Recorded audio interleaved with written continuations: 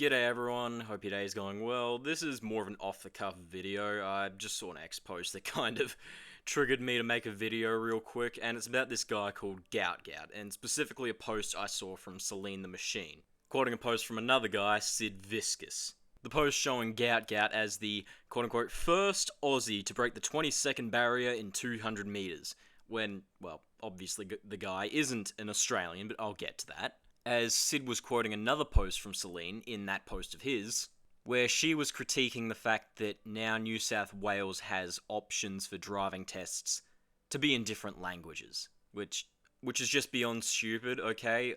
Australia speaks English, it's a country made by the English, and driving tests should be in fucking English. But going back to the original quote I mentioned at the start of this video, the replies already are just so fucking stupid. Like, they try and bring up the fact that Gout was born in Ipswich, Queensland, he's an Australian. No, he's a South Sudanese person.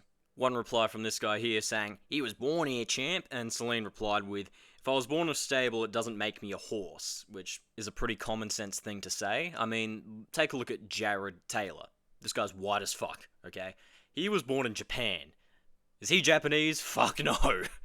And this same guy replied with, do your research on who owns the farms, etc., where you buy your produce from. Plenty of immigrants work in the farm jobs that you wouldn't do. Yeah, sure, brother, I definitely want all the immigrants to come here. Come here and take up jobs when there's already 300,000 people who are jobless at the moment within Gen Z alone. But not to get too off track, Sid made another response to Celine saying some of them, he was born here, dickhead.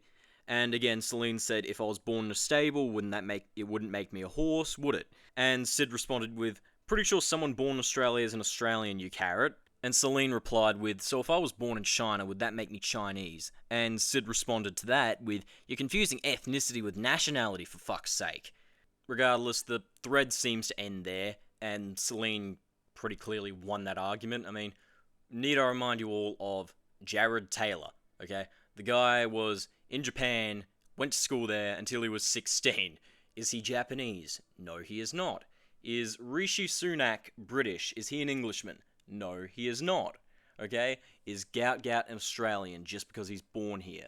No, he is not. As I've said many times before, would you go to any other country, like, let's say Iran, and say you're equally as Iranian as they are just because you've gotten a piece of paper showing your citizenship? No, they would laugh at your face or punch you, okay? Same goes if you were born there. If you had two parents who immigrated from your home nation and they decided to get citizenship there, they aren't going to be Iranian. You aren't going to be Iranian either because you were raised by two parents who are not Iranian. And that's fine, it doesn't make anybody a horrible person, it's just a simple reality to accept. Okay, we shouldn't import people just for the sake of them filling jobs when there's other people who desperately need those jobs, okay? Because when you bring in more people, well, there's less jobs to go around, there's less resources to go around, and if you have to choose who those jobs and resources go to, I choose the native Australian population for those resources to go to. As for them coming here and then running for us in events like the Olympics, or even stuff here, it's like, okay, we're basically hiring mercenaries then, okay.